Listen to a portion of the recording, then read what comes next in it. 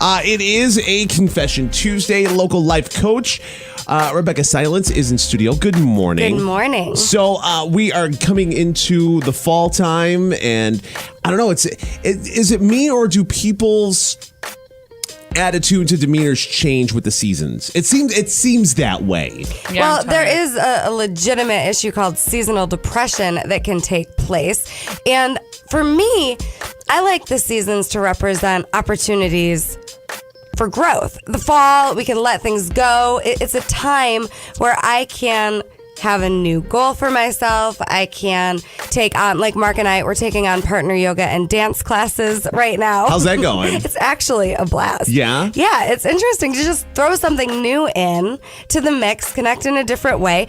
So I think when seasons change, it's a time to do something different. And I'm not poking fun. I just need to ask, is he wearing yoga pants? He's not. No. Okay. Mark, no, I've never seen him wear yoga pants. Are you wearing the yoga pants? I am absolutely wearing the pregnant yoga pants. Nice. Yeah, they have them. It's good. I was unaware. Yeah. With the little baby bump belly. Uh-huh. That's what's up. Very cool. Yep. Very cool. Are they comfy? Yeah, they're great. Hello, yoga pants. Yeah. Yoga pants are awesome. But all maternity clothes, it kind of feels like yoga pants. Yeah, true. It's all comfortable. I know. When I was pregnant for Nevaeh and I had to wear the jeans with the elastic in the front, those were the most uncomfortable things to me. Only because, literally, my problem when I was pregnant is my belly constantly itched. I had to let it breathe. I would be walking in the grocery store and my belly would be hanging out. I didn't really care. My mom was like, "Would you put that thing away?" No, it itches. Now you see, what if guys did that? Well, whatever. What if guys did that? Oh, we put have that away? It itches. We'll just let it hang out. I don't know. Oh boy! All right, so here's how it works. Local life coach Rebeccah Silence, inspiredresultscoach.com. Rebeccah will come to your workplace. She'll come to your organization. She'll come to your school and do a talk. And it really doesn't matter what you would like her to do a presentation on, whether it be drama in the workplace, communication. I mean, there's a whole bunch. Yeah, I have five trainings that are pretty standard that I've seen create great results in organizations. We have communication training. We have conflict resolution training. We have one called Writing the Next Chapter, where you actually create a vision plan for the organization. I have also an empowered leadership training. I will be doing that next week at Lutheran Care for the full day. And then finally, I do a training on the difference between sales versus enrollment, like how to grow a company, making it attractive. And then, if there's another specific issue that you've got, let me know, and we can create something specifically to meet your company's needs. And the way it works here on a Confession Tuesday, you go to cnykiss.com, you tell us your story, and we'll handle it here on the air confidentially. You ready? I am. All right, here we go. Dear Rebeccah, I'm dating a guy who's pretty reserved about showing affection. Maybe a hug or something, but not a back rub. And he's definitely not into any kind of PDA. That is, until he's had a few drinks. Once the drinks have taken the edge off, he'll hold my hand in public, kiss me, and act really affectionate. But it's only when he's been drinking. Is he just shy because we just started seeing each other, or do some guys always need a little liquid encouragement to show affection? And should I tell him it bothers me? Yeah, this is a great email. So we all have a love language. Everyone has a love language. Love language, huh? Yeah. There's a guy named Gary Chapman that wrote a book called The 5 Love Languages. You freaked me out for a hot second because I thought you were going to start talking about me. And I was like, no. what are you doing here? What's going on? No. I know. I thought the same thing. I was going to say. No Whoa. reason to be paranoid. Okay. This gentleman, his name is Gary Chapman, The 5 Love Languages. This is a great book. And I would encourage you, listener, and you can even Google for free the Love Languages quiz to find out what your love language is and what your boyfriend's love language is. Now, my hunch would be that he might, when he's sober, not be authentic about what his actual love language is. Okay. So what I mean by that is we're kind of trained in our family systems about what's acceptable and what's not. In some family systems, physical affection is not acceptable. It's something that is just not done.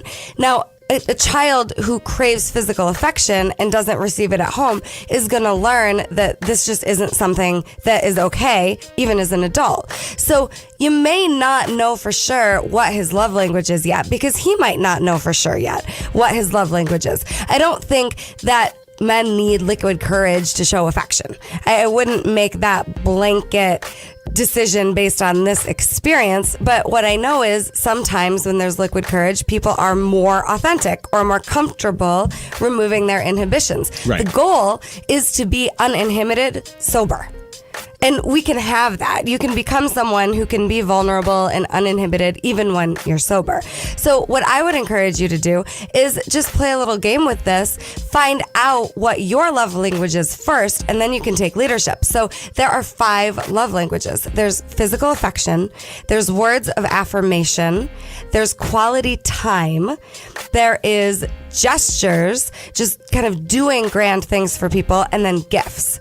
So you may or may not know right away what your love language is. In my family, I'm words of affirmation. So, for example, if I'm in a conflict with my husband and he tries to just like go in for the hug or the kiss, I literally push him away, because I'm not available for physical affection in that moment. His love language is physical affection. Okay. So that's kind of his go-to to reconnect. I'm words of affirmation. So I need, I love you. I need some kind words of affirmation before I can be available for that physical hug. We were actually talking about this last night after yoga. His is physical affection. So if I just go in trying to talk to him, he kind of does the same pushback that I do if he's giving me physical affection right away in a conflict. If in a conflict I start giving him words, he's like, wait a minute, he just wants a hug first. He doesn't want to talk. Okay. So it's so important in a relationship to understand what your love language is. My daughter, it's quality time. So she just wants full presence, one-on-one attention, and she feels loved that way. Who knows what this next baby will be? But we all have a different love language, and then it may or may not have been supported in our childhood. We may not have had parents or siblings showing us love in the way we needed it. And so we might have just decided that we're not going to get that unconsciously. Take the love language quiz. See what your love language is, and then you could take leadership in talking to your partner about what you're learning about yourself. Like, this is what I really need to feel loved. I'd love to know what you need to feel loved. Find out. And then I would also encourage you to really look at, why is public affection important to you?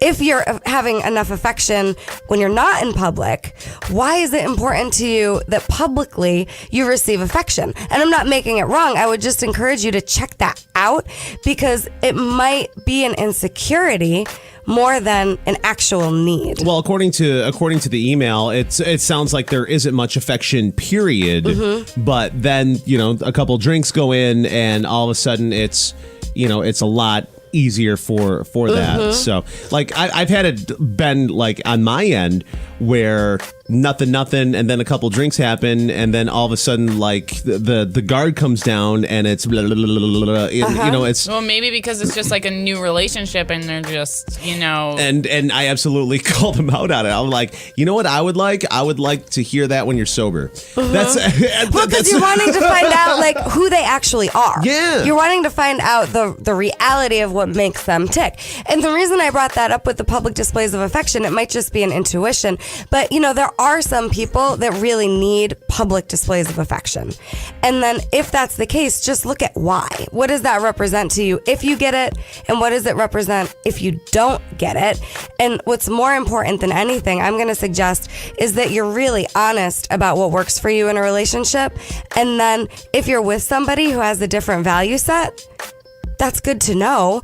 And they don't need to change. You just are going to be able to find that maybe someplace else. So instead of trying to force someone to be comfortable with something they're not, be clear about what you're looking for, and then just don't settle for less. Local life coach Rebeccah Silence, inspiredresultscoach.com. If you have a question for Rebeccah, want it handled here on the air confidentially, go to cnykiss.com. More on a Confession Tuesday coming up next here at Kiss FM.